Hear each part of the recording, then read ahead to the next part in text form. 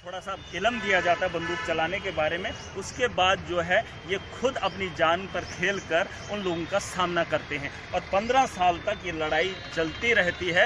एक वक्त आता है जब 2007 की बात करें या 2008 की बात करें, उस वक्त जो है मिलिटेंसी का उरूज जो है ख़त्म हो जाता है।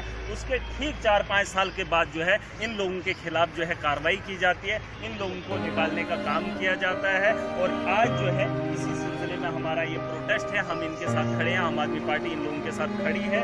जब तक न इनको दोबारा से, ये जो अभी भी इन सर्विस है, तो दोबारा से इनको जो है बहाल किया जाए, जिस वजह से इनको निकाला गया है, दोबारा इनको जो है दो दिन से आप लगातार प्रोटेस्ट कर रहे हैं। जी सर। तो अभी तक आपसे किसी ऑफिशियल्स ने या किसी ने आगे कोई बात की इसके ऊपर? देखिए, अभी तक ऑफिशियली ये बात नहीं कर पाए हैं। कुछ लोगों से हमारी मुलाकात हुई थी, बीजेपी के लोग थे, उनसे मुलाकात हुई थी। अभी उन्होंने क्या किया है, क्या करने वाले हैं, अभी उनका जवाब नहीं आया है, लेकिन हम उनके जवाब का इंतज़ार करेंगे। हमने ये भी कहा है, सुनील शर्मा एक खुद एसपीओ रहे हैं, इस वक्त वो मंत्री भी रहे थे पीछे सरकार में, हम उनसे पूछना चाहते हैं वो